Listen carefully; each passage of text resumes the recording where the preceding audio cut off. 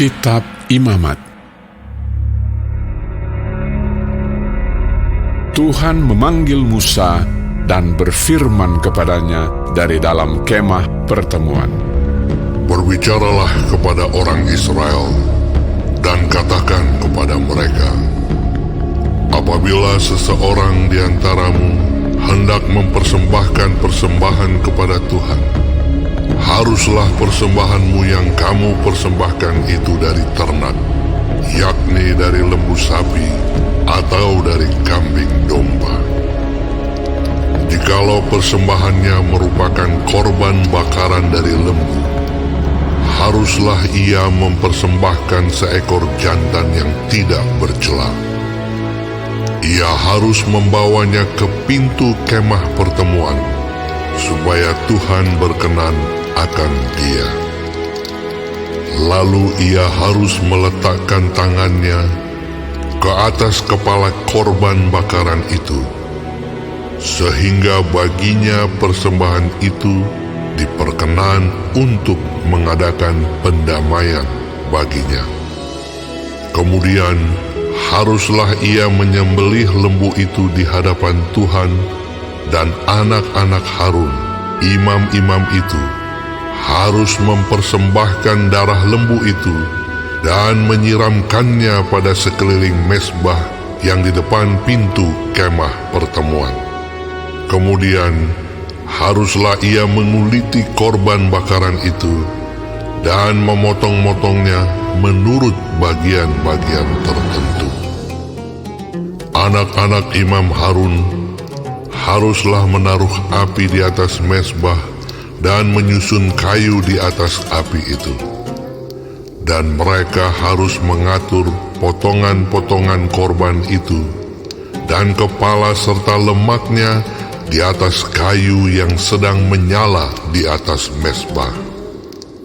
Tetapi isi perutnya dan betisnya haruslah dibasuh dengan air, dan seluruhnya itu harus dibakar oleh imam di atas mezbah sebagai korban bakaran, sebagai korban api-apian yang baunya menyenangkan bagi Tuhan. Jikalau persembahannya untuk korban bakaran adalah dari kambing domba, baik dari domba maupun dari kambing, haruslah ia mempersembahkan seekor jantan yang tidak bercela. Haruslah ia menyembelihnya pada sisi mezbah sebelah utara di hadapan Tuhan. Lalu haruslah anak-anak Harun, imam-imam itu, menyiramkan darahnya pada mezbah sekelilingnya.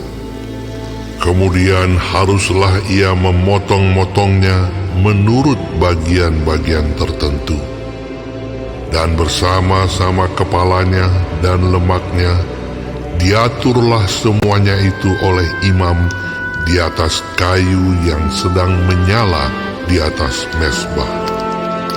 Isi perut dan betisnya haruslah dibasuhnya dengan air, dan seluruhnya itu haruslah dipersembahkan oleh imam dan dibakar di atas mezbah.